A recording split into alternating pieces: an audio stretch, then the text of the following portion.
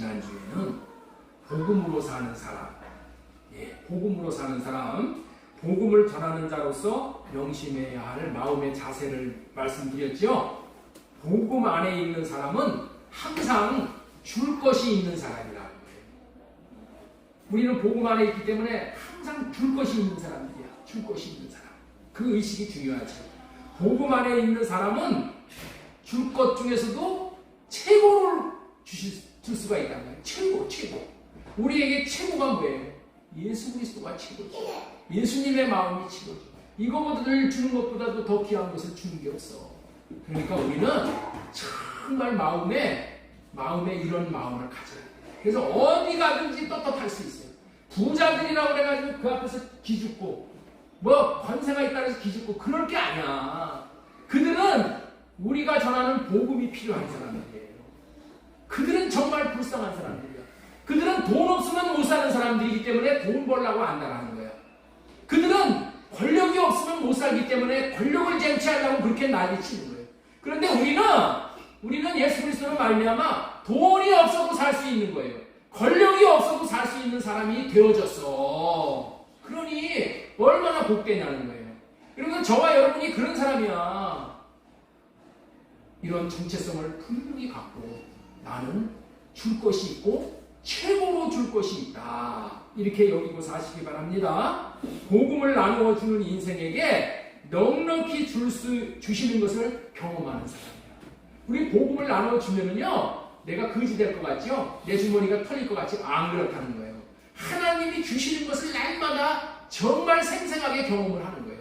그래서 살아계시는 하나님을 경험하는 유일한 방법이 뭐예요? 내 것을 나누어 주는 거야. 내 안에 있는 것을 나누어서 내가 빈 그릇이 되는 거야. 그러면 하나님이 채워주시는 최고를 내가 받고 최고를 나누어 줄 수 있는 사람을 살게 되는 거예요. 그런 것을 경험하는 인생이 되게 해주시는 거예요. 그렇기 때문에 우리는 복음을 부끄러워하지 않아야 됩니다. 복음이란 그건 무엇이냐? 무엇이 복음이냐? 복음은 아브라함에게 전하신 것이 복음이다. 하나님이 아브라함에게 전해주신 것이 그것이 복음이야. 그거 외에는 없어요. 믿음으로 의롭게 되는 것이 복음이다. 그리스도를 보내주시겠다는 언약이 복음이다. 아브라함에게 전해주신 것이 뭐예요? 그리스도를 내 씨에서 태어나게 해주시겠다는 거예요. 그리고 달의 언약으로 말미암아 우리를 완전하게 해주시겠다. 우리가 완전하게 되어지는 그런 방법은 이 세상에 어느 곳에서도 없어. 어느 곳에도 없어. 우리를 완전케 해주시는 것은 오직 할례언약으로. 왜 우리가 더러워졌어요? 육신의 생각과 마음으로 살기 때문에 더러운 거야. 예수님의 마음으로 살지 않기 때문에 더러운 거야. 그래서 우리 아브라함에게 찾아오셔서 복음을 전할 때 무슨 복음을 전했다고요? 너 할례 받아라. 그래서 육신의 생각을 다 칼로 베어버리면은 이제는 마귀가 떠난다. 마귀가 우리를 더럽게 하는 거예요. 귀신이 우리를 더럽게 하는 거예요. 육신의 생각이 떠나갈 때 귀신이 동시에 떠나가는 거예요. 그래서 성령이 임하시고 성령으로 말미암아 주님의 마음을 주셔서 주님의 마음으로 살기 때문에 우리는 거룩한 자의 삶을, 완전한 자의 삶을 살 수 있게 되어진다는 거예요.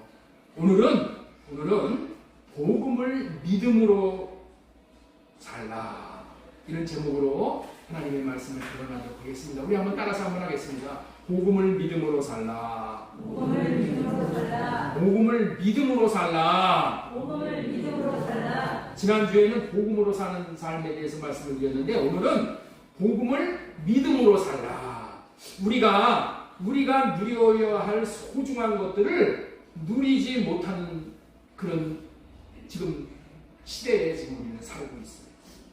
여러분들 이북에 김일성이가 사탄의 앞잡이로 등장을 해서 빼앗아 간 것이 너무나도 많잖아요. 너무나도 많이 있지만은 지금도 제가 안타깝게 생각하는 것은 뭐냐면은 동무라는 말을 빼앗아 갔어요. 동무. 누가? 김일성이가. 이 동무가 얼마나 좋은 그런 말이에요. 절친한 친구를 표현하는 말로 정담의 말을 할 수 있는 사이. 그리고 무슨 말을 하더라도 흉이 안 되는 사이.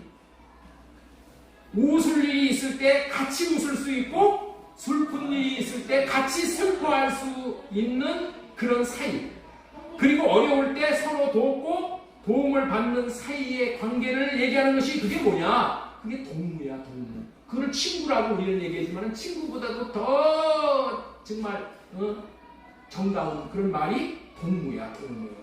이러면 어깨동무라는 말이 있잖아요. 친근한 친구와 함께 서로 함께 마음을 함께하며 어깨에 무거운 짐을 메고 같이 가는 거잖아요. 같이. 이 멍에를 메고 같이 힘을 합해 나아가는 모습을 보면 얼마나 아름다운 모습이에요. 그런 모습의 말이 어깨동무라는 그런 뜻이죠.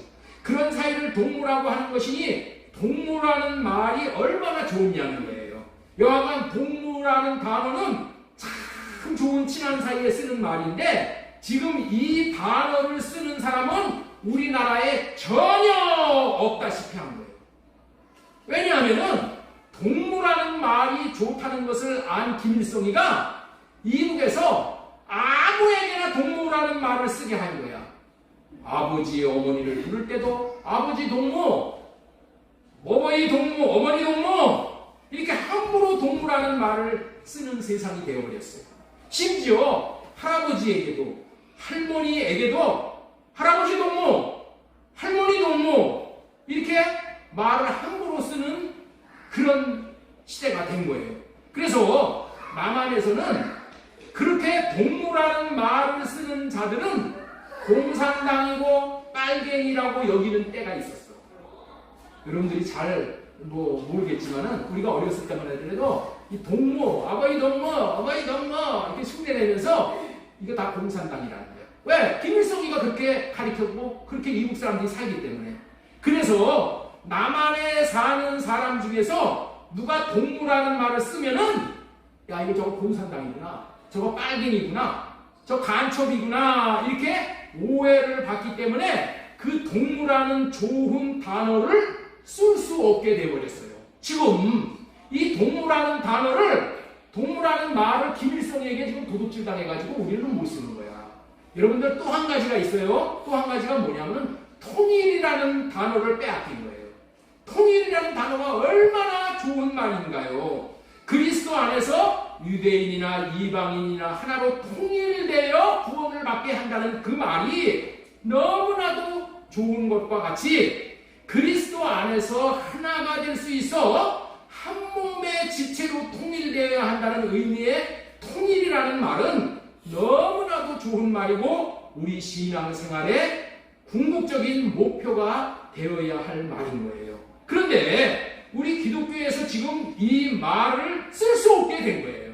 왜냐하면은 교주 문선명이가 이 좋은 말을 써버렸어. 자기 종교의 이름을 통일교다 이렇게 불러버린 거야.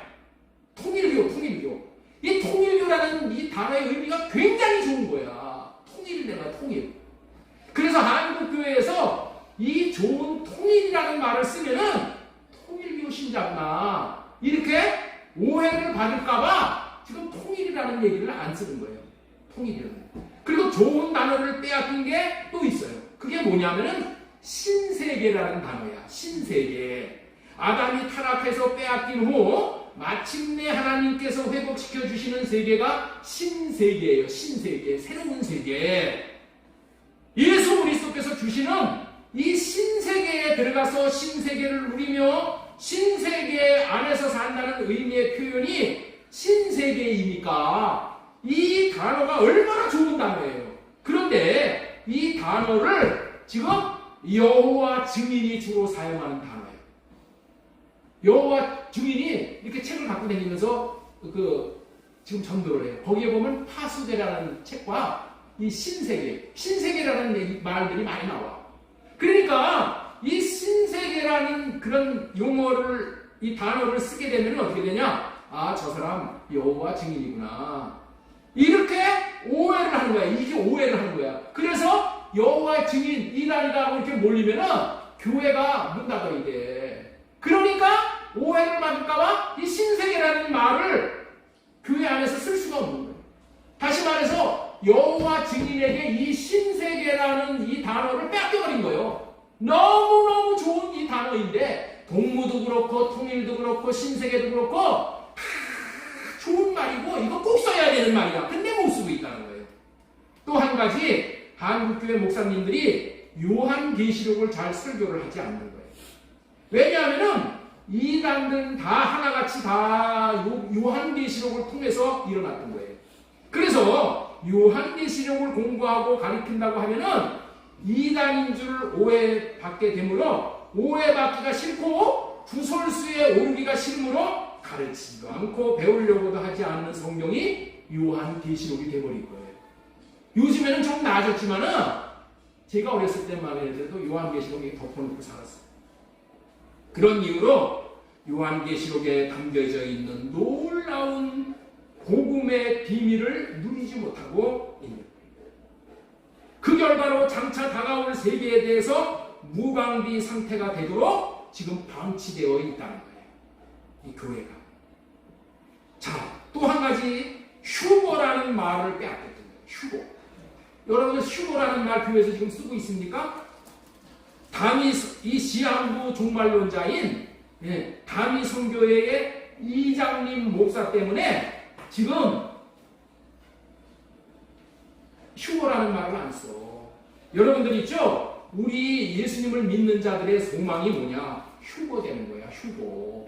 휴거가 뭐예요? 주님이 우리를 들림받게 하셔서 우리 공중으로 올라가서 우리 예수 그리스도와 더불어서 공중에서 혼인 잔치를 벌이는 거예요. 이렇게 안 되면 안 돼. 여러분들이나 저나 모두가 다 들림받아서 이 휴거가 되어야 되는 거예요. 그런데 이 교회에서 지금 휴거를 가르치지 않는다니까. 휴거를 가르치면 어떻게 된다고요? 이단으로 모일까. 지금 그런 시대가 돼 있어. 여러분들 우리가 깨어 있어야 되는 거예요. 마지막으로 또 한 가지가 뭐냐? 새 언약이라는 거예요. 새 언약. 성경에서의 복음과 구원은 창세기 12장 아브라함부터 본격적으로 시작이 되는 거예요. 그래서 창세기 12장에 등장하는 아브라함이 믿음의 조상, 이 되는 거예요. 그때서부터 아브라함이 믿음으로 의롭다 함을 얻고 할례를 통해서 하나님의 백성이 되는 길에 대해서 이 할례 언약의 복음이 이 시작되는 것이 창세기 12장 이후야. 그리고 구원받은 자들은 마지막으로 이 구원의 결론이 뭐냐? 새 언약이 이루어져 가지고 새 언약 백성이 되는 거야. 우리가 새 언약 백성이 되어져서 이 새 언약이 완성됨을 통해서 이루어지는 거예요. 구원받는 자들은 이 새 언약 백성이 되어져서 새 언약의 일꾼으로 살다가 영원한 천국인 하나님의 나라에 들어가 상급을 받고 왕으로 타도록 되어 있는 거예요.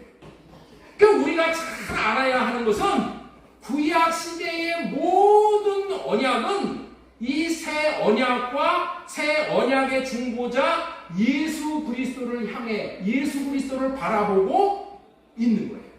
그래서 장래 구약의 백성들이 구원받은 이유는 뭐예요? 장래 새 언약을 이루어 주시기 위해서 오실 예수 그리스도를 바라보고 구원을 받은 거예요. 예수 그리스도가 이 땅에 오신 이유가 뭐예요? 새 언약을 이루어 주시기 위한 거예요. 그러니 새 언약이 얼마나 중요한 언약이겠습니까? 그렇게 중요한 새 언약을 가지고 이단들이 나쁜 짓을 많이 했던 거예요. 지금도 많이 하고 있는 거예요. 모든 이단들이 이 새 언약을 들고 나오는 것은 교주인 자기가 구원자라고 속임으로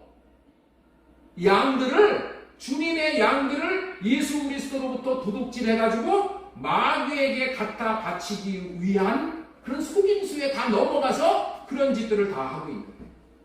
그러나 우리 교회에서 가르치는 새 언약은 예수 그리스도를 드러내는 거야. 교주인 자기를 드러내. 이 새 언약을 전하면서 제가 여러분들 드러난 적이 있어요?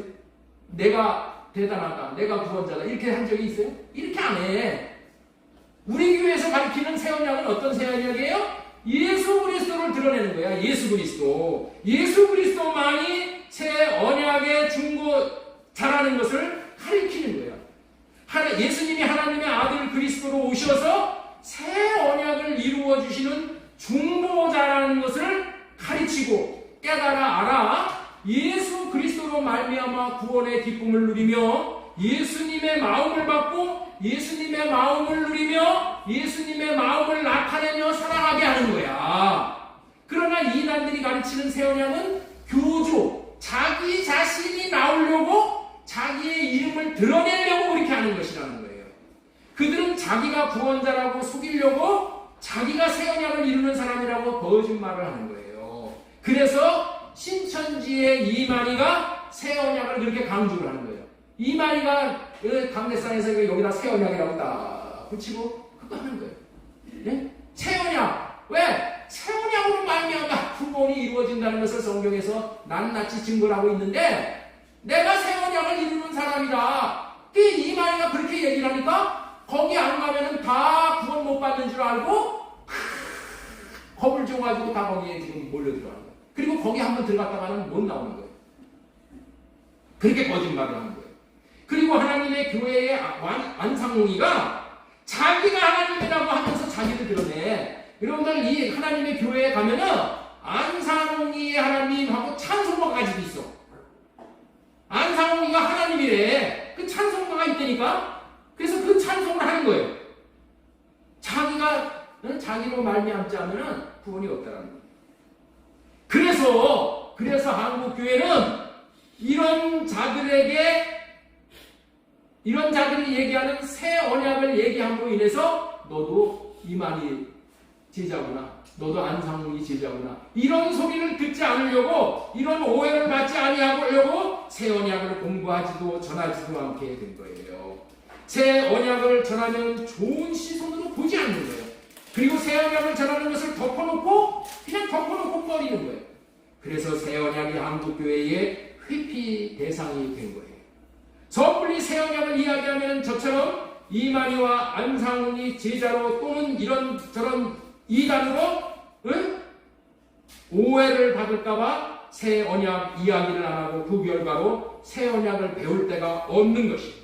그렇게 새 언약을 배울 수가 없기 때문에 새 언약에 담겨져 있는 복음의 비밀을 모르고 구원과 축복을 받지 못하게 되는 거예요. 우리 민집사님이 제가 이제 저녁 때 아침 저녁으로 이제 설교할 때 우리 민집사님이 그러는 거예요. 이때까지 평생을 새 언약 얘기를 못 들어봤다. 평생을 할례 받고 사는 거에 대해서 얘기를 못 들어봤다. 그래서 너무나도 다행스럽다. 우리가 알아야 하는 것은 아무리 오해를 당한다 할지라도 알아야 할 것은 알아야 하고 배워야 할 것은 배우고 알아야 합니다. 왜냐하면 새 언약은 우리의 구원과 직접 관계가 있는 언약이기 때문인 거예요. 그렇기 때문에 우리는 새 언약이라는 단어를 이단으로부터 확실하게 다시 찾아와야 하는 거예요. 찾아와도 되고 안 찾아와도 되는 게 아닌 거예요.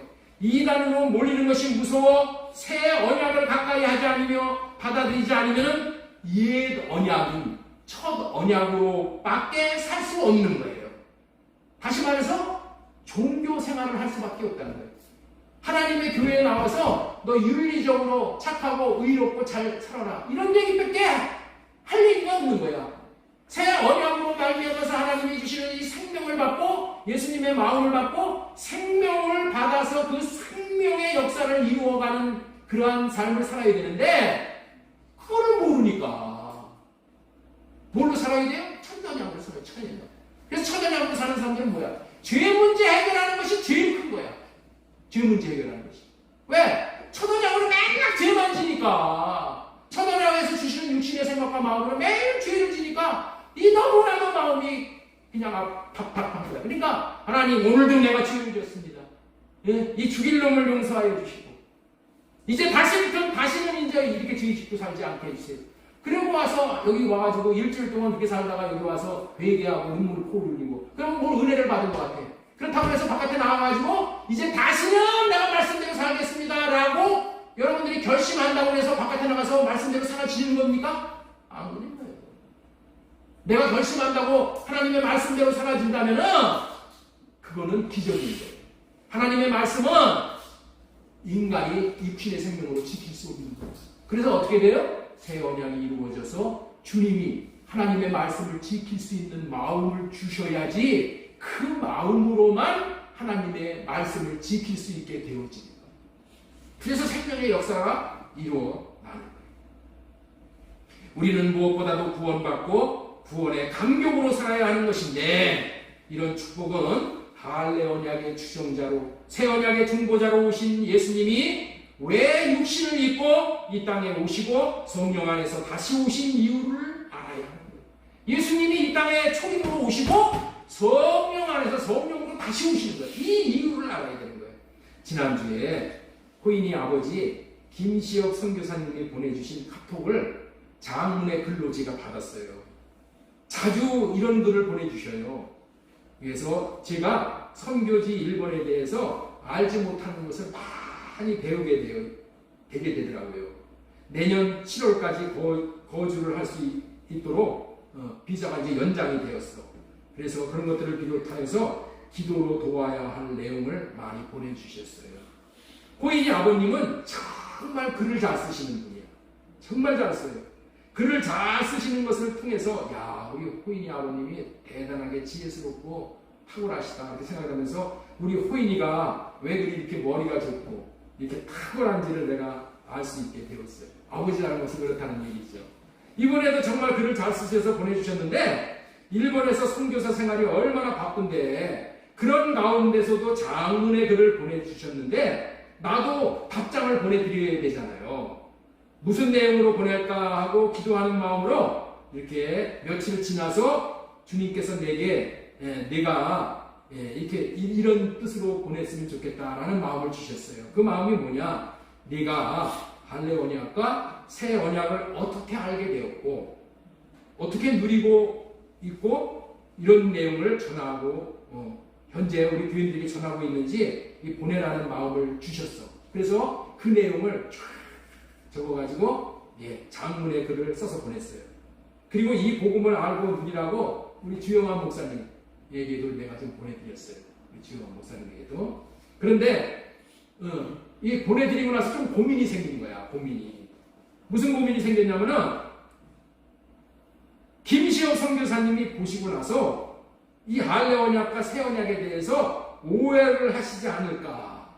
그리고 또 아버지 입장에서는 야, 이런 복음을 전한다고 하는데 우리 아들 호인이도 이 나쁜 영향을 미치지 않을까 하고 걱정을 하시지 않겠는가. 이런 육신의 생각이 나에게서 이렇게 올라온 거야. 육신의 생각이. 그래서 이 괜히 보냈나 보다.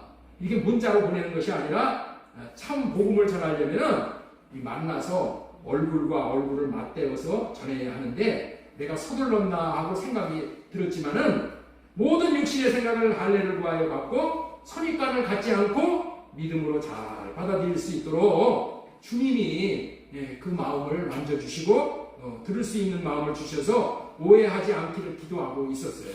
그리고 저녁 기도회를 마치고 이제 옥상에 올라가서 조금 걷고 있는데 답장이 온 거야. 답장이. 평시에는 이렇게 답장을 보내면은 답장이 안 오는데 이번에는 답장이 온 거야. 답장이. 김시혁 선교사님께서도 그 답장의 내용이 이런 거야. 김시혁 선교사님께서도 신학대학원 때에 이 할례에 대해서 관심이 많으셨더라고요. 그리고 히브리어로 브리트 밀라라고 단어인데 이 언약에 의교하여 포피를 비는 행위라는 것을 배웠고 이 새 언약에 대해서도 강의를 듣고 샌드라 리터가 쓴 에덴에서 새 에덴까지라는 책을 통해서 새 언약에 대해서 관심을 갖게 되었다는 거예요. 근데 오늘 마침 알기 쉽게 이 언약에 대해서 보내주셔서 잘 배울 수 있게 되어서 너무나도 감사하다고 하시는 거예요. 몇 년 전에 이제 오셨을 때도 며칠 이제 호인이하고 이제 방에 거하시면서 제가 이제 설교하는 새 언약에 대한 얘기를 이렇게 들으시고 매일 이렇게 문자로 보내주실 때마다 목사님이 전하는 새 언약의 복음이 우리 성도들에게 잘 이해가 돼서 이 복음을 누리고 열매가 되셨으면 좋겠다는 말씀을 가끔가다 이렇게 보내주셨었거든요. 그런데 오늘은 이번에는 장문을 제가 쫙 써서 말씀 구절까지 다 적어서 이게 보내드렸어요. 그랬더니 너무나도 감사하다고 하시는 거예요. 그러면서 뭐라고 얘기하시냐면은 호인이가 이런 새 언약의 복음을 들을 수 있게 되어서 너무나도 감사하다는 거예요. 너무나도 감사하다는 거예요. 이런 복음을 어디서 듣냐는 거예요. 네. 그런 말씀을 들으면서 야, 내가 괜히 걱정을 했구나. 하나님이 다 이렇게 하시는 거구나. 그런 생각이 들었어요. 저는 바라고 기도하는 게 있어요. 여러분들은 제가 지나온 삶과 같이 시행착오를 하지 않기를 바라는 거예요. 저는 장로교 합동 측에서 자랐어요. 인천에 있는 인천제일교회라고 합동 측으로서 아주 정말 보수적인 그런 교회예요. 그런데 저는 학창 시절서부터 정말 이 복음에 대한 목마름이 있었어요. 그 목마름으로 인하여서 복음을 알고 싶었고 이 구원에 대하여 관심을 갖고 배우고 듣는 것에 정말 열심을 내었어요.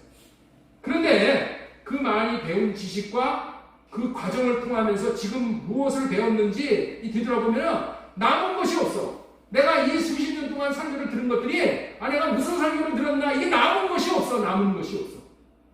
그게 왜 그런가 그랬더니 너무 많은 얘기를 들은 거야. 많은 주제에 대해서 이 얘기 듣고 저 얘기 듣고 이 얘기 듣고 저 얘기 들으니까 하나도 남은 게 없어. 야, 이게 내 현주소야, 현주소.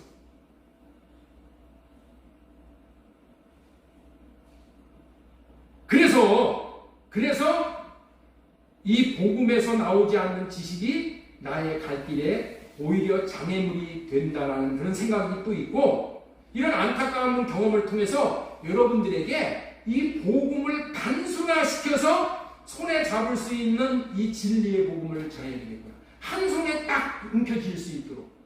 그래서 계속해서 반복을 하는 거예요. 이런 똑같은 얘기를 반복하는 것이 아니라 성경에 있는 이 말씀도 이 새 언약과 할례 언약을 얘기하는 것이고, 이 말씀도 그렇다는 것을 계속 성경을 새 언약의 창으로 새 언약의 안경을 쓰고 이렇게 보면은 성경이 다 해석이 되는 거예요. 다 열려지는 거예요. 근데 나는 그게 안 됐던 거야. 그래서 여기는 이 말 돼 있고 여기는 저 말 돼 있고, 그래가지고 내가 얼마나 혼란을 많이 겪었는지를 몰라. 성경을 단순화시켜주는 거예요. 단순화. 딱 하나 잡고 이것만 붙들고 일평생을 살면은 전혀 부족함이 없게 여러분들 만들어줘야 되겠다. 그래서 이 복음을 계속해서 전하는 거예요. 그것이 뭐라고요? 성령을 따라서 사는 삶이에요. 성령을 따라서 사는 삶. 이 할례 언약이 뭐예요? 새 언약이 뭐예요? 성령을 따라서 살아가는 거예요. 내 육신의 생각과 마음으로 사는 것이 아니라 성령을 따라서 사는 거예요. 성령 하나님을 따라서 사는 방법이야. 하나님을 따라서 하나님이 주시는 마음으로 사는 거예요. 그래야지 복음이야, 그게. 그래야지 이루어지고 열려지고 되어지는 거예요. 그리고 그렇게 성령을 따라서 살기 위해서는 성령을 모셔드려야 돼요. 성령을 모셔드려서 살기 위해서 성령으로 호흡하는 것을 여러분들 유인물에 그렇게 알려드립니다. 그리고 그것이 뭐냐? 그렇게 사는 삶이 구원의 공식과도 같은 거예요. 구원의 공식. 여러분들 이 공식이 얼마나 좋은 거예요. 많은 그런 이론들을 딱 그 공식 한 줄로 압축해 놓은 거잖아요. 그 공식 하나에는 어마어마한 그 내용이, 말하고자 하는 내용이 다 거의 다 포함된 거예요. 이 공식이 있는 거예요, 공식. 구원도 이 공식이 있는 거예요. 우리 하나님은 지혜로우신 분이기 때문에 이렇게 우리를 단순하게 복음을 듣고 믿어서 구원받게 하시는 거예요. 그렇게 하시기 위해서 우리에게 주신 언약이 뭐냐? 아브라함에게 전하신 복음이라는 거예요. 아브라함에게 전하신 이 복음만을 내 마음에 받아서 그것만 따라서 살면은 여러분들의 인생에서 부족함이 없게 되는 거예요. 부족함이 없게 되는 거예요. 아브라함의 자손이 되어져서. 성령을 구해서, 성령을 호흡으로 구해서 성령으로 육신의 생각과 마음을 할례받고 성령으로 호흡해서 성령님이 주시는 주님의 마음이 사랑의 마음을 받는 거예요. 주님의 사랑의 마음을 로마서 5장 5절의 말씀처럼 소망이 부끄럽지 않게 하는 성령으로 말미암아 하나님의 사랑이 너희 안에 부음받으니라. 이 말씀. 성령으로 말미암아 하나님의 사랑, 하나님의 사랑의 마음을 내가 받아서 그 마음을 내가 누리고 그 마음을 나누어주고 사는 거예요. 나누어주고 사는 거예요. 그러면 모든 죽은 자들이 다 살아나는 거예요. 위로가 필요한 자들이 위로가 되게 되는 거고, 다툼이 있는 곳에, 분열이 있는 곳에 회복이 있고 화나됨의 역사가 일어나는 거예요. 그것이 누구로 말미암아 되는 거라고요? 성령으로 말미암아 되는 거예요. 나는 길을 쓰고 정말 10만 년을 걸려서도 못할 일을 성령 하나님은 한순간에 다 하실 수 있는 거예요. 이렇게 이 공식과 같이 공식을 대입하고 사는 삶을 살면은 자기의 삶이 풍성해지고 주님의 마음을 나타내며, 주님의 마음을 나타내니까 주님의 영광이 나타나는 거예요. 그 영광을 보고 사는 거예요. 이런 일련의 원리이며 공식에 대입하면 모든 구원의 문제가 다 풀린다는 거예요. 그래서 이 복음을 믿는 삶을 저와 함께 사실 수 있기를 도전하는 거예요. 그래서 그 깊은 의미를 전하고자 오늘은 복음을 믿음으로 살라, 이런 제목으로 말씀을 전하는데, 첫 번째로 전해드릴 말씀이 뭐냐? 예수님은 하나님의 백성인 이스라엘만을 구원하기 위해서 오셨다. 자, 우리 한번 이 말씀을 염두에 두시면서 한번 읽어보겠습니다. 예수님은 하나님의 백성인 이스라엘만을 구원하시기 위해 오셨다. 예수님이 오신 이유는 이스라엘만을 구원하러 오셨다는 거예요. 이스라엘만을. 자, 우리 마태복음 1장 21절 말씀 보겠습니다. 아들을 낳으리니 그 이름을 예수라 하라. 이는 그가 자기 백성을 그들의 죄에서 구원하라. 예수님이 오신 이유는 뭐냐? 자기 백성을 구원하기 위해서 오신 거야. 자기 백성.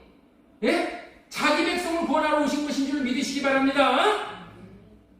그렇다면 예수님의 백성은 누구냐는 거예요.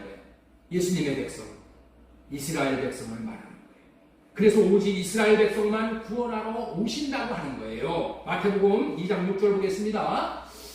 유대 땅 베들레헴아, 너는 유대 고을 중에서 가장 작지 아니하도다. 내게서 다스리는 자가 나와서 내 백성 이스라엘의 목자가 되리라, 이렇게 말씀하는 거예요.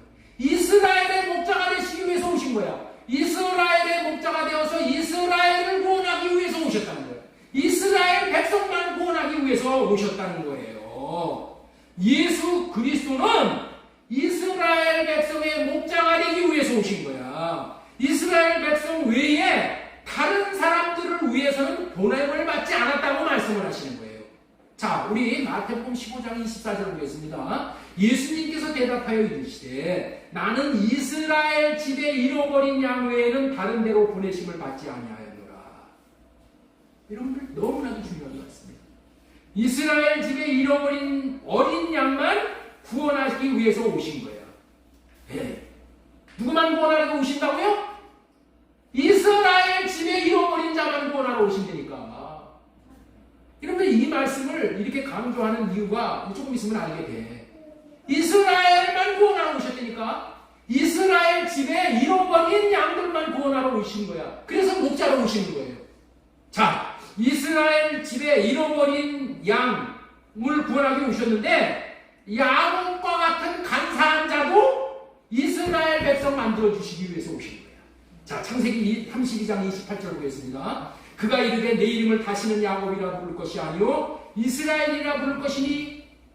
야곱을 뭐라고 부른다고요? 이스라엘이라고 부른다는 거야. 구원받을 대상인 이스라엘이라고 야곱을 부르시는 거야. 야곱이 얼마나 간사해. 도덕적으로 얼마나 간사해. 도덕 따지는 게 아니요. 이스라엘 백성만 되면은 다 구원하시는 거예요. 자, 창세기 32장 28절에도 그가 이르되 네 이름을 다시는 야곱이라 부를 것이 아니요 이스라엘이라 부를 것이니, 이렇게 말씀하시는 거예요. 왜 이스라엘이라고 불러요? 이스라엘 백성만 구원받으십니까? 이스라엘 백성 되는 것이 가장 좋은 거야. 옆에 있는 분에게 축복하세요. 당신 이스라엘 백성 되어야 됩니다. 아니, 축복하셔.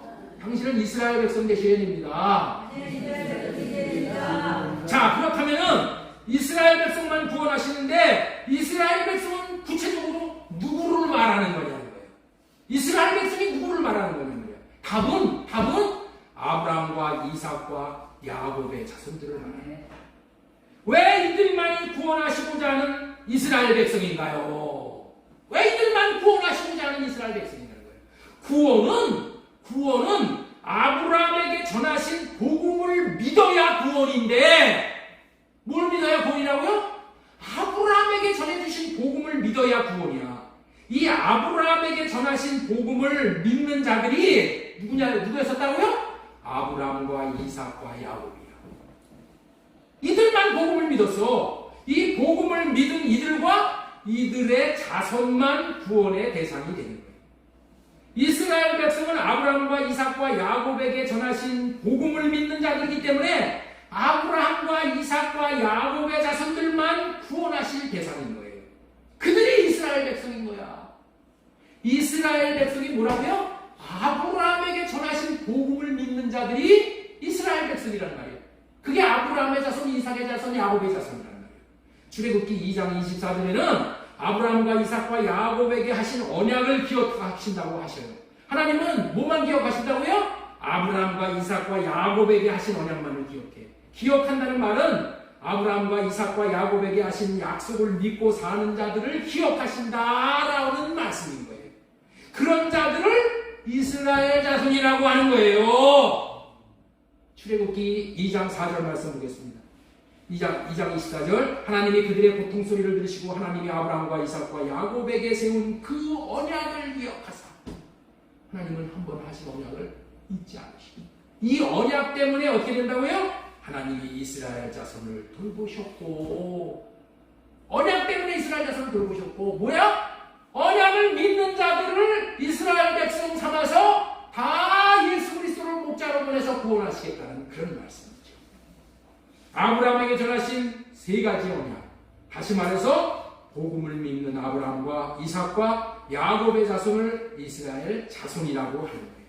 신명기 6장 10절 말씀 보겠습니다. 네 하나님 여호와께서 네 조상 아브라함과 이삭과 야곱을 향하여 네게 주리라고 맹세하신 땅으로 너를 들어가게 하시고 네가 건축하지 아니한 크고 아름다운 성읍을 얻게 하시고. 누구에게 이런 복이 임한다고요? 아브라함과 이삭과 야곱에게 맹세하신 땅이라는 말은 아브라함의 자손 이삭과 야곱의 자손에게만 주시기로 하신 땅이 이 가나안 땅이란 말이에요. 이 가나안 땅, 그것은 이들이 아브라함에게 전하신 복음인 할례 언약을 믿고 살았기 때문이다. 결국에는 이 아름다운 성읍이 천국 땅을 상징하는 말이에요. 그렇기 때문에 아브라함의 자손 이삭과 야곱의 자손이 천국 땅을 차지하는 이스라엘 백성인 거예요. 이 백성에게만 천국 땅을 주시겠다고 보통으로 약속하신 것이 아니라 맹세로 약속을 하신 거예요. 그래서 모든 이스라엘 백성들은 이 약속을 믿고 이 약속을 소망으로 삼고 살아가는 거예요. 자, 창세기 50장 24절에도 요셉도 애굽에서 죽었지만은 이 약속을 소망으로 붙들고 사는 거예요. 이 소망이 있는 자들은 말이 달라져. 자, 보세요. 요셉이 그의 형제들에게 이르되 나는 죽을 것이나 하나님이 당신을 돌보시고 당신들을 이 땅에 인도하셔내사 이 땅에서 인도하여 내사 아브라함과 이삭과 야곱에게 맹세하신 땅에 이르게 하시니라. 가나안 땅에 이르게 한다는 거예요. 이 약속을 믿는 자들은 이 가나안 땅을 상징하는 이 천국 땅에 다 들여보내신다. 자, 신명기 9장 5절에도 똑같은 말씀이에요. 네가 가서 그 땅을 차지하면 네 공의로 말미암이 아니오. 그 땅을 차지하는 것은 네가 무슨 선한 일을 하고 무슨 옳고 참되게 살아서 못하는 것이 아니라는 거야. 그 공의로 그런 것이 아니하고 네 마음이 정직함으로 말미암도 아니오. 이 민족들이 악함으로 말미암아 네 하나님 여호와께서 그들을 네 앞에서 쫓아내시니라. 여호와께서 이같이 하시면 네 조상 아브라함과 이삭과 야곱에게 하신 맹세를 이루게 하려 하시니라. 맹세가 뭐야? 언약이지. 언약이 뭐예요? 아브라함에게 전한 복음이라. 아브라함과 이삭과 야곱에게 맹세하신 언약을 복음이라고 한다고 지난주에 말씀을 전해드렸죠. 우리 갈라디아서 3장 8절 그랬습니다. 또 하나님이 이방을 믿음으로 말미암아 의로 정하실 것을 의인되어야지 구원받는 거잖아요. 성경이 미리 알고 먼저 아브라함에게 복음을 전하되 아브라함에게 복음을 전했다니까. 이게 복음이야. 이게 아브라함에게 전한 복음이 복음이라니까. 아브라함에게 전한 복음이 왜 복음이야? 이 복음으로 말미암아, 이 언약으로 말미암아 아브라함의 씨에서 예수 그리스도가 태어나는 거예요. 예수 그리스도가 우리에게 오는 게 복음이잖아요. 근데 아브라함에게 이 약속을 했다니까. 예? 구원받는 복을 받는 방법은 아브라함에게 전한 복음을 믿는 것밖에는 없는 거예요. 아브라함에게 전한 복음이 뭐라고 했죠? 넘겨주세요. 믿음으로 말미암아 의롭게 된다. 아브라함의 씨에서 예수 그리스도가 태어난다. 할례를 받게 함으로 예수님의 마음을 주시어 완전한 자가 되어 완전한 삶을 살게 해주시겠다는 거예요. 이 복음을 믿은 아브라함과 이삭과 야곱의 자손들, 다시 말해서 이 언약을 믿는 자들을 이스라엘 백성이라고 하는데, 이 이스라엘 백성들만 구원시키기 위해서 예수 그리스도가 오셨다는 거예요. 네? 이스라엘 백성들만 구원시키기 위해서. 그래서 이스라엘 백성들만 구원시키기 위해서 오시기 때문에 우리가 이스라엘 백성이 되지 않으면 구원의 대상에서 진정을 해야 합니다. 그러면 이스라엘 백성이 어떻게 되는 거예요? 아브라함과 이삭과 야곱에게 전하신 복음을 믿으면은 그게 이스라엘 백성이 되는 거예요. 이해가 되셔요? 그래서 그 이방인들도 복음으로 구원하시기 위해서는 거예요. 우리가 이방인이야. 우리가 어떻게 구원을 받아? 아브라함에게 전하신 복음을 우리가 믿음으로 구원을 받는 거예요. 아브라함에게 전하신 복음을 믿음으로 우리가 이스라엘 백성이 되어져서 이스라엘 백성의 목자로 예수 그리스도를 보내주셔서 그 목자가 우리를 구원하시는 거예요. 아브라함에게 약속하신 언약, 이 복음을 믿는 자들만 아브라함의 자손이고 이스라엘 백성이고 그들을 구원하여 오셨다는 의미에 나오는 거예요. 그러니 이 복음이 얼마나 중요해요. 이 언약이 얼마나 중요해요. 이 언약으로 구원을 받고 하나님의 나라를 누리는데 이 언약을 이단에게 뺏길 수가 있어요? 이단에게 뺏기고 그냥 가만히 있을 수가 있어요? 여러분들 한 누가 여러분들 집에 와가지고 돈 100만 원만 도둑질하고 갔다 오는 거예요. 그러면은 그 돈 찾으려고 쫓아가가지고 도둑놈 쫓아가갖고 뺏어 올라올 거 아니에요. 여러분들 돈 100만 원이 문제가 아니라 우리의 생명이 달린 이 언약을 이단에게 뺏겨가지고 이단들만 새 언약 하고 살게 할 거예요. 예? 이단으로 오해받을까봐 이 새 언약 얘기 안 할 수 있어요? 그래서 새 언약 얘기를 하는 거예요. 내가 여러분들에게 얼마나 복음을 전하게 될지 이제 알 수는 없지만 이거를 확실하게 알아야 돼요. 절대로 우리는 이 언약을 빼앗길 수도 없고 빼앗긴 것도 찾아가야 됩니다.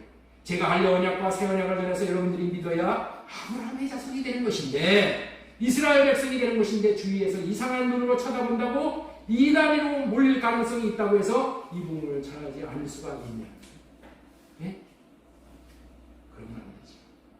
자, 복음을 믿음으로 살라. 첫 번째로 전해드린 말씀이 뭐라고요? 예수님은 하나님의 백성인 이스라엘만 구원하시기 위해서 오셨다. 두 번째로 전해드리고자 하는 말씀이 뭐냐? 이스라엘을 구원하시는 이유. 이스라엘을 구원하시는 이유가 뭐냐는 거야. 이스라엘 백성을 구원하시는 이유가 있어요. 그것이 뭐냐? 믿음으로 사는 자에게 영광을 받으시기 위함이다. 하나님이 이스라엘 백성을 구원하는 이유는 그 백성들을 통해서 하나님이 영광을 받으시기 위해서 이스라엘 백성을 구원하는 거예요. 자, 그렇다면은 이스라엘 백성을 구원하시는 이유가 무엇인가? 뭐라고 했어요? 하나님께서 영광을 받으시기 위함이라는 거예요.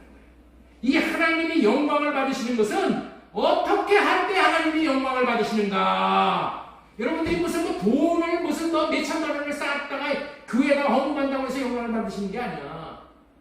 물론 그것도 정상적인 그 과정을 거쳐서 헌금을 드리면 영광을 받으시고, 그러나 그런다고 영광을 받는 것이 아니라 영광을 받으실 수 있게 해야지 영광을 받으십니다.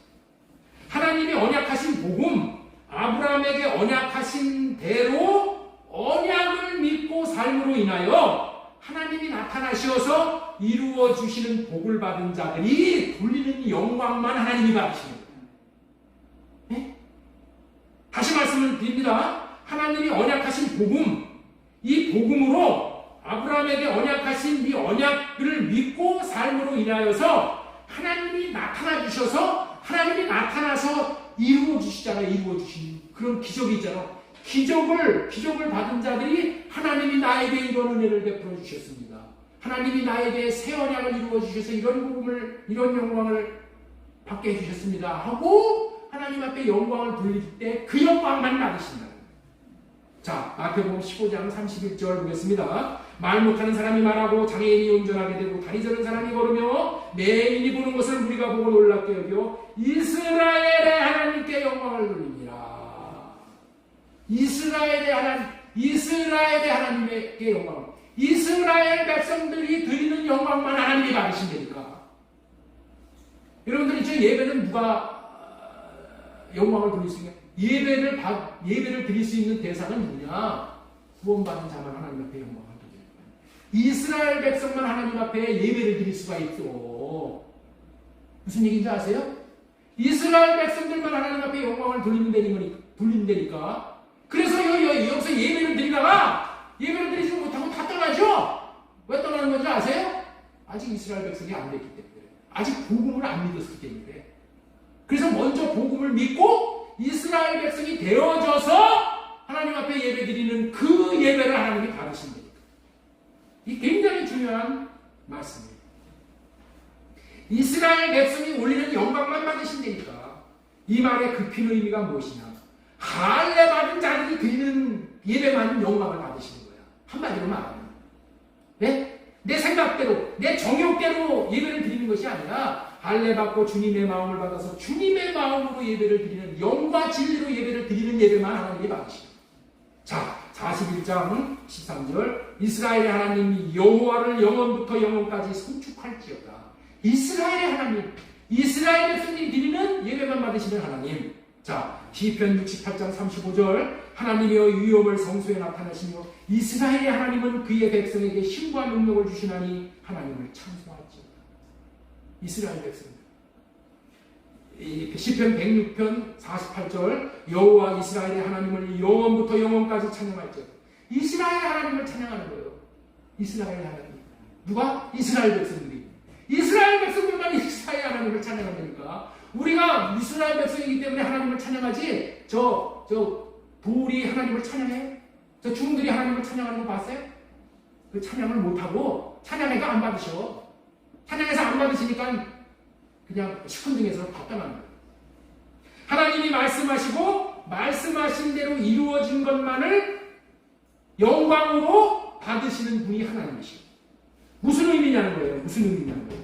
하나님이 말씀하신 것이 복음인 줄을 믿고 그대로 행하여 살 때 일이 잘 되잖아요.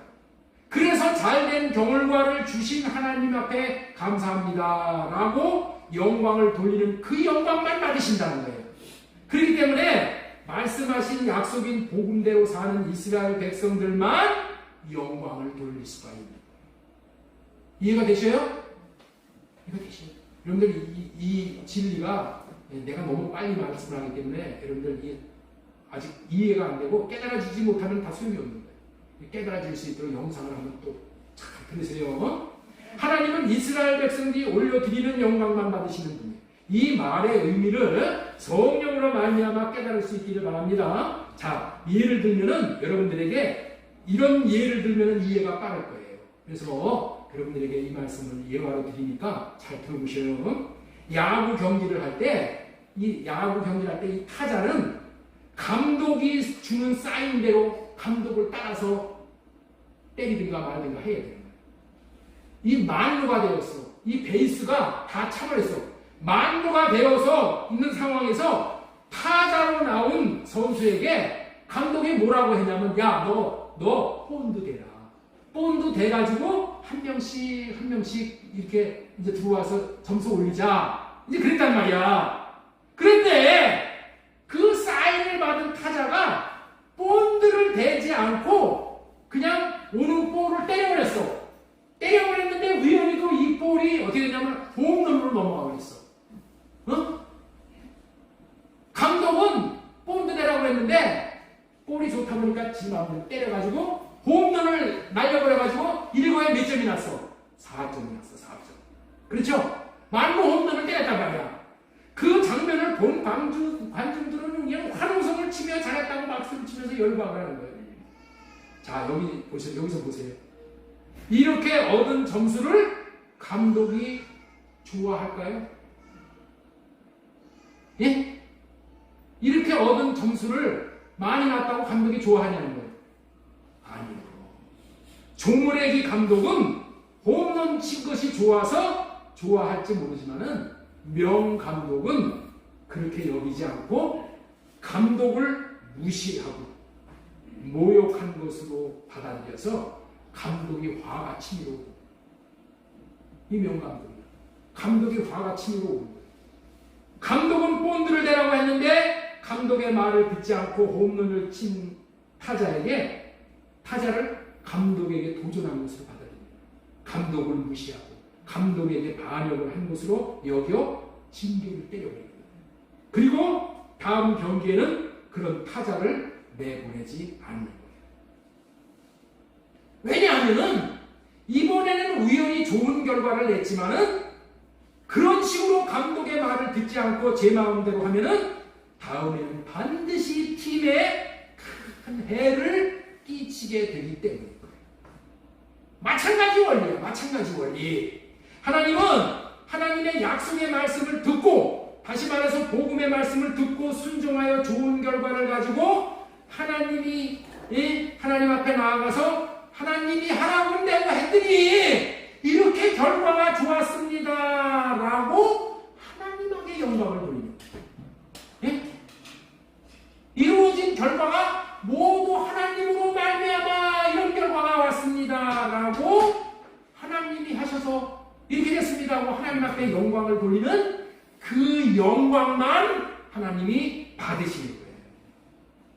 아무리 자기 생각으로 자기 멋대로 해서 결과가 좋더라도 하나님은 기뻐하시지 않으시는 거예요. 왜냐하면 그렇게 해서 잘된 것은 마귀의 속임수에서 자기의 육신의 생각으로 그렇게 해서 나온 거예요. 그것은 결과는 나중에는 어떻게 돼요? 자기의 의만 드러내는 거예요. 내가 이렇게 했더니 이렇게 됐어. 내가 감독보다 나. 자기의 의만 드러내는 거예요. 그런 자들은 마침내 크게 망하게 되는 거예요. 하나님이 영광을 받으시는 것은 하나님이 말씀하신 대로 순종하여 얻은 결과를 가지고 하나님께 영광을 돌리는 것만 받으신다. 다시 말해서 뭐냐? 내 육신의 생각을 하려고 주님이 주시는 마음을 받아서 주님의 마음을 나타내서 이루어진 결과만 가지고 하나님 앞에 영광을 돌릴 때 그것만 받으신다는 거예요. 그것이 뭐라고? 이스라엘 자손들이 드리는 영광이야. 그렇게 사는 자들이 이스라엘이기 때문에 이스라엘의 하나님이라고 부르는 거예요. 이스라엘의 하나님. 이스라엘 자손들만이 하나님 앞에 영광을 돌려. 왜 이스라엘 자손들이 많이 드리는 영광을 하나님이 받으셔? 이스라엘 자손들은 제 생각대로 살지 않고 하나님이 하나님대로 해서 결과가 좋아서 이렇게 됐습니다. 이렇게 영광을 돌립니다. 성경은 아브라함의 하나님, 이삭의 하나님, 야곱의 하나님이라는 말씀이 많이 나와요. 이들이 누구입니까? 하나님이 주신 약속을 믿음으로 살아서 영광을 돌린 자들이에요. 그래서 하나님은 이들이 올려드리는 영광을 받으시기에 그렇게 아브라함, 이삭, 야곱의 하나님이라고 부르는 거야. 그렇게 살 수 있는 자는 복음을 알고 믿어 복음대로 사는 이스라엘 백성뿐인 거예요. 이스라엘 백성들만 이렇게 살아. 이스라엘 백성들만 이렇게 산다니까. 하나님이 주시는 마음으로 하나님 앞에 영광을 올려드리고 하나님이 주시는 마음을 받아서 그 마음을 나타내서 결과가 좋게 된단 말이에요. 그거 가지고 하나님이 이렇게 하셨습니다. 내가 한 것이 아니라 하나님이 하셨습니다. 나의 나된 것은 다 하나님이십니다 라고 영광을 돌리는 것만 받으십니다. 예? 그건 누구만 한다고? 이스라엘만 하는 거예요. 이스라엘 백성들만 그렇게 하는 거예요. 다시 말해서 복음을, 아브라함에게 전한 복음을 믿고 사는 자들만 그렇게 살 수 있다.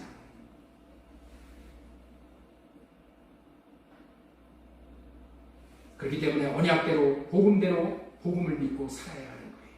그런 자만 영광을 돌릴 수 있고 그렇게 영광을 돌리는 자만 구원하시는 거예요. 하나님이 나 자신으로 인해 영광을 받으시는 것이 이 피조물 된 저와 여러분에게는 최고의 복입니다. 하나님이 나로 말미암아 영광을 받으시는 것이 저와 여러분에게 최고예요. 아벨과 가인이 예배를 드리지만은 가인의 예배는 안 받으시고 하나님이 예배를 드린 그 예배를 하나님이 영광으로 받으셨어요. 그래서 아벨의 생애가 그 최고의 생애가 되는 거예요. 지금까지는 복음을 믿음으로 살라. 예수님은 하나님의 백성인 이스라엘만을 구원하시기 위해서 오셨다. 이스라엘을 구원하시는 이유는 믿음으로, 복음을 믿음으로 사는 자에게 영광을 받으시기 위함이다라는 말씀을 전해드렸습니다. 세 번째 대지로 전해드린 말씀은 참 이스라엘 백성은 누구입니까? 참 이스라엘만 하나님이 구원하신다고 했는데 이스라엘 백성들도 두 가지가 있는 거예요. 가짜가 있고 참이 있는 거예요. 하나님은 이스라엘 백성들이 믿음으로 삶으로 올려드리는 예배는 영광만 받으시는 분, 이스라엘 백성들이 드리는 예배만 받으시는 분이라고 하셨는데, 그렇다면 이스라엘이 누구이길래 그렇게 하신다는 거예요. 지금까지 우리는 이스라엘만 구원하시고 이스라엘 백성들이 믿음으로 삶으로 올려드리는 영광만 받으신다고 하셨는데, 지금부터 참된 이스라엘 백성이란 누구인가를 제목으로 말씀을 전해드리는 겁니다. 시작하는 말을 들으면 벌써 무슨 말을 하려는지 여러분들 다 짐작이 될 겁니다. 이스라엘 백성도 진짜 이스라엘 백성이 있고 짝퉁 이스라엘 백성이 있다는 거예요. 가짜 이스라엘 백성이 있다는 거예요. 먼저 이 사실을 분별할 줄 알아야 하는 것입니다. 이 말의 의미는 이스라엘은 육적인 이스라엘이 있고 영적인 이스라엘이 있다는 의미예요. 육적인 이스라엘 백성은 참 이스라엘 백성의 모조품, 짝퉁 이스라엘 백성인 거예요. 육적인 이스라엘은 그 말 그대로 아브라함으로부터 육신의 피를 받아서 태어난 자들을 육적인 이스라엘이라고 하는 거예요. 이 육적인 이스라엘이라고 하는 자들은 자기들의 육적인 이스라엘 백성이라는 표를 하고 다녀요. 그들 표를 하고 다녀요. 어디다 표를 하고 다녀요? 표피에다가 표를 하고 다녀요. 그러면서 자기가 아브라함의 자손이라고 의식으로 대단한 이 자부심을 갖고 그렇게 다닌다는 거예요. 그러나 이거는 다 뭐예요? 이건 다 그 그림 안에 있는 떡이나 마찬가지예요. 아무 맛이 없어. 나를 살리지 못해. 그러나 영적인 이스라엘은 자기가 이스라엘 백성이라는 표를 마음의 할례를 받아. 내가 영적인 이스라엘 백성이다라고 어디다 받는다고요? 마음의 할례를 받는 거예요. 이 마음의 할례를 받은 자를 참 이스라엘 백성이라고 하는 것이고 아브라함의 자손이라고 하는 것이고 참 이스라엘 백성만 목자 되신 하나님이 구원하실 대상이 되는 거예요. 마음의 할례를 받았다는 것은 하나님께서 언약하신 약속을, 복음을 마음으로 받아들였다는 거예요. 마음으로 하나님이 맹세하신 이 언약을 믿는 자들에게 하나님은 마음에 할례를 해주셔서, 다시 말해서 마음에다가 법을 써주시는 거예요. 내 마음에. 에레미야 31장 32절. 법을 세워주시고, 법을, 거기 안 나옵니다. 법을 써주시고. 그래서 너는 참 이스라엘 백성. 가짜, 짝퉁은 어디다가 표시한다고? 꼬치에다가, 표피에다가 표를. 너 아브라함의 자식이다. 그거 아니다. 어디다가 해야 돼? 내 마음에. 마음에다가 뭘 써주신다고요? 법을 써주신다. 주님의 영을 새겨줘. 주님의 마음을 새겨줍니다. 할례 언약을 마음에 믿고 마음의 할례를 받은 자들은 하나님은 참 이스라엘로 받아주시고 구원해 주십니다. 그렇기 때문에 하나님의 약속인 아브라함에게 전한 복음을 믿고 행하여 사는 것이 이토록 중요합니다. 자, 로마서 9장 7절 말씀 보겠습니다. 또한 아브라함의 씨가 다 그의 자녀가 아니요 오직 이삭으로부터 난 자라야 내 씨가 불리라 하셨으니 곧 육신의 자녀가 아니라 하나님의 자녀가 아니요 육신의 자녀가 하나님의 자녀가 아니요 오직 약속의 자녀가 씨로 여기심을 받는다. 약속의 자녀가 뭐예요? 아브라함에게 전하신 언약을 믿는, 이 복음을 믿는 자만이 약속의 자녀, 약속의 씨를 받는 자. 약속을 믿음으로 태어나고 믿음으로 사는 자가 참된 이스라엘 백성이고 참된 아브라함의 자손이라는 말씀입니다. 원래 아브라함의 자손은 이스마엘과 이삭 둘이 있었잖아요. 그러나 이스마엘은 아브라함의 육적인 자식이고 영적인 자식이 아니기 때문에 참 자식이 아니고 오직 이 이스마엘은 내보냈잖아요. 쫓아냈잖아요. 오직 이삭에게서 태어난 자만 아브라함의 자손이라고 합니다. 왜냐하면 아브라함이 하갈에게서 나온 이스마엘은 육신의 생각과 마음으로 태어난 자이고 이삭만이 하나님이 약속하신 그 약속을 믿음으로 태어난 자이기 때문에 그래요. 하나님이 하신 약속을 믿고 태어난 자라야 참 이스라엘이라고 하시고 그에게만 구원이 있고 기업이 있고 그가 올려드리는 찬양과 경배만을 받으시고 하나님이 영광을 받으십니다. 그렇기 때문에 구원은 아브라함에게 하신 언약, 이삭에게 하신 영원한 언약. 하나님께서 아브라함에게 이 할례 언약을 주셨는데 그거를 이삭에게는 영원한 언약으로 주셨어요. 야곱에게는 둘째 언약으로 주신 거예요. 둘째 언약. 새 언약으로 주셨어요. 이 복음을 믿어야 참 이스라엘이 되는 것이고 구원을 받게 되는 것이기에 이 내용이 이렇게 중요한 거예요. 그래서 이 언약을 믿고 구원을 받게 되는 것이기에 복음이라고 하는 거예요. 복음. 지금까지는 참 이스라엘 백성은 누구인가라는 말씀을 전해드렸습니다. 자, 그러면 복음을 믿음으로 살라는 제목의 말씀을 조금 시간이 갔지만 또 전해드립니다. 참 이스라엘 백성들은 어떻게 사는 자인가? 참 이스라엘 백성은 어떻게 사는 자인가? 자, 질문합니다. 참 이스라엘 백성은 어떻게 사는 자인가? 대답해 보시오. 민지사님. 참 이스라엘 백성은 어떻게 사는 자입니까? 어떻게 사는 자입니까? 호인아. 참 이스라엘 백성은 어떻게 사는 자예요? 복음을 믿음으로 사는 자들이야. 아시겠죠? 아브라함에게 전한 복음을 믿음으로 사는 자야. 아브라함은 하나님이 전해주신 약속을 복음을 믿고 세 가지 복을 받았어. 그렇다면 우리도 복음을 믿음으로 살아 복을 받았다면 우리도 복음을 믿음으로 살아야 복된 삶이 되는 거예요. 자, 우리 누가복음 1장 14절 보겠습니다. 요한이 잡힌 후에 예수님께서 갈릴리에 오셔서 하나님의 복음을 전파하여 이르시되 때가 찼고 하나님 나라가 가까웠으니 회개하고 복음을 믿으라. 뭘 믿으라고요?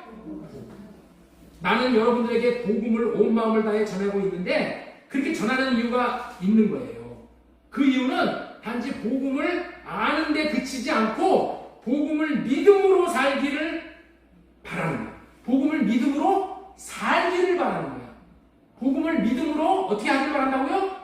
살기를 바라는 거예요. 자, 우리 성경에서 말하는 의인된 삶이 어떤 삶인가 한번 보겠습니다. 로마서 1장 17절.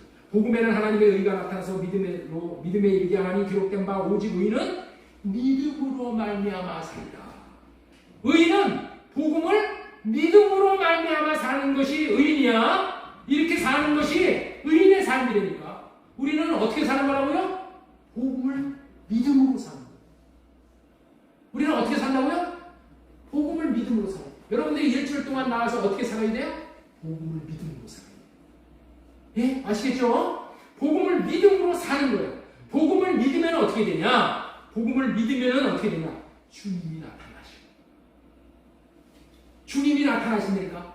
우리가 복음을 믿고 기도를 하잖아요. 기도 가운데 주님이 나타나시고. 복음을 믿지 않고 살기 때문에 내가 기도를 해도 주님이 안 나타나는 거예요. 내가 아무리 주님을 보고 싶어도 주님이 안 나타나. 그럼 꽝이에요. 복음을 먼저 믿어야 돼. 복음이 뭐야? 아브라함과 이삭과 야곱에게 전해주신 이 복음을 믿어야 돼. 그러면 나타나신 주님이 주님의 마음을 주시는 거예요. 그렇게 주님의 마음을 주시면 주님의 마음을 받아서 주님의 마음을 흘러보내고 사는 거예요. 그러면 주님의 마음을 이루어드리는 삶이 그것이 복음을 믿음으로 사는 삶이에요. 복음을 믿음으로 사는 삶이 어떻게 사는 삶이라고요? 복음을 믿으면 주님이 나타난다니까. 그러면 나타나신 주님이 주님의 마음을 주시는 거예요. 이렇게 나타나셔서 주시는 마음을 받아 그 마음을 이루어드리는 삶을 사는 것을 복음을 믿음으로 산다라고 하는 거예요. 모든 구원은 복음을 믿음으로만 살 때 그 복음을 누릴 수 있는 거예요. 복음을 믿음으로만 주님이 나타나 주실 때야 구원입니다. 그리고 복음을 믿음으로만 거듭 태어나는 거예요. 거듭 태어난다는 말은 이전과 같이 살지 않게 된다는 말이잖아요. 옛날에는 내 생각대로 삶으로 구태의연한 삶을 살았는데 복음을 믿고 사니 날마다 주님이 주시는 새로운 생명과 새 마음, 그리스도의 마음을 주시는 마음으로 사니까 날마다 새로운 거예요. 자, 고린도전서 4장 15절 그리스도 안에서 일만 스승이 있으되 아버지는 많지 아니하니 그리스도 예수 안에서 내가 복음으로 너희를 낳았음이니라. 복음을 통해서 거듭날 수 있게 되어집니다. 마가복음 1장 1절에서 놀라운 예수님이 말씀을 하시는 거예요. 이 말씀이 뭐예요? 주님이 하시는 일은 복음으로 시작해서 복음을 전하시고 복음을 믿으라고 하시고 복음으로 마치는 것으로 예수님의 전 세계는 복음이라 복음. 자, 마가복음 1장 1절 보겠습니다. 하나님의 아들 예수 그리스도의 복음의 시작이다. 예수님은 뭘로 시작했다고요? 복음으로 시작해요. 자, 누가복음 1장 14절 15절 이르시되 때가 찼고 하나님의 나라가 가까웠으니 회개하고 복음을 믿으라. 복음을 믿음으로 사는 거예요.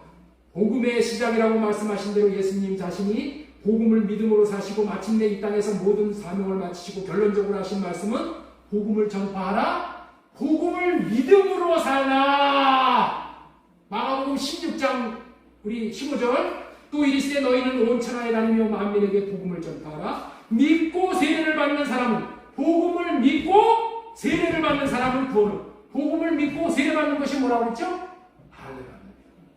복음을 믿고 할례를 받고 살면은 구원을 받고 복음을 믿지 않으면 세례도 할례도 받지 못하므로 자기의 육신의 생각으로 살아 정죄를 받게 되고 구원을 받지 못하고 사망을 당하게 된다는 거예요. 무슨 말이에요? 죽고 사는 것이 복음을 믿냐 안 믿느냐에 달려 있다는 것이죠. 마귀는 우는 사자와 같이 삼키자를 찾고 있는데 마귀는 복음을 깨닫지 못하도록 만드는 거예요. 우리에게. 그래서 다른 복음을 전하게 하는 거예요.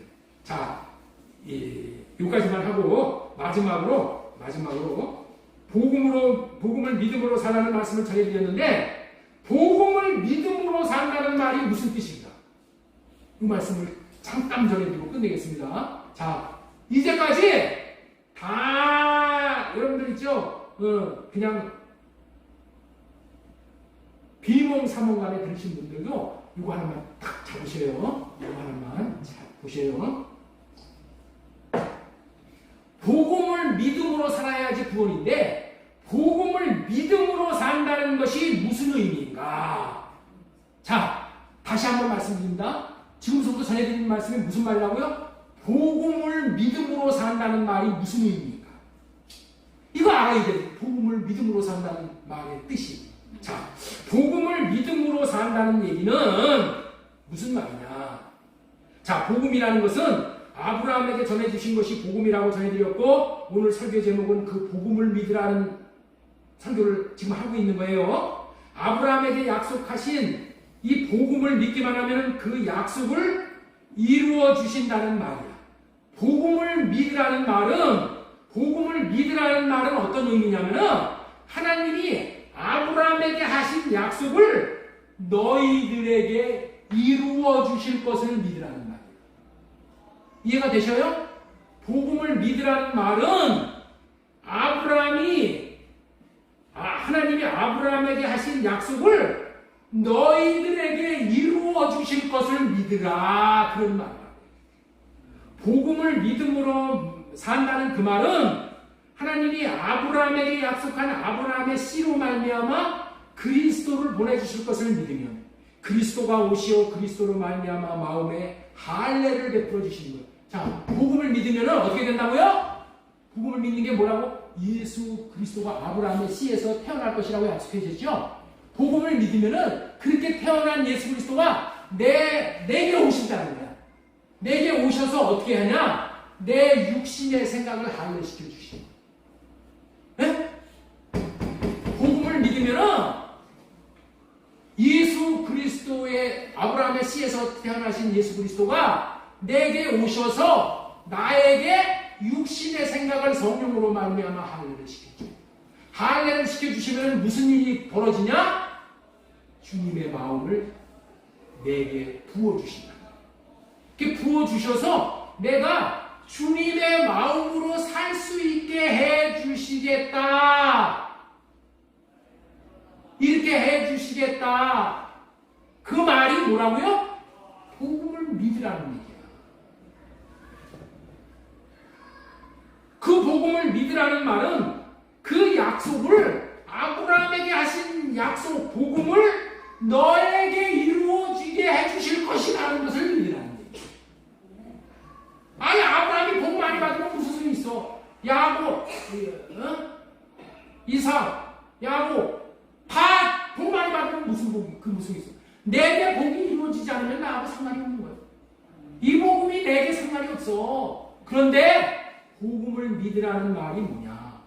아브라함에게 하신 복이 주신 복이 너에게도 이루어지게 해주실 것이다. 그러니까 복음을 믿으라는 거예요. 이해가 되셨어요? 아브라함에게 하신 그 약속이 나 자신에게도 이루어질 것을 믿으라고 하신다는 거예요. 반드시 복음을 믿기만 하면은 아브라함에게 하신 약속을 이루어지게 해주셔서 그리스도 안에서 살 수 있게 해주신다는 거예요. 그리스도 안에서 살 수 있게 해주신다는 말은 내가 몸된 교회가 되어져서 살 수 있게 되게 된다는 거예요. 그것이 뭐라고요? 내가 예수님 안에, 예수님이 내 안에 들어와서 사실 수 있게 해주시겠다. 그렇게 해주시니까 복음을 믿으라는 거예요. 복음을 믿으라는 얘기가 그런 얘기예요. 이해가 되셨죠? 하나님이 아브라함에게 하신 약속인 복음이 나 자신에게 이루어지게 해주신다는 것을 믿으라. 믿으라는 거예요. 그러면 내가 아브라함이 받은 복을 내가 받아. 내가 받는 거니까. 이스라엘이 된 복을 내가 받아.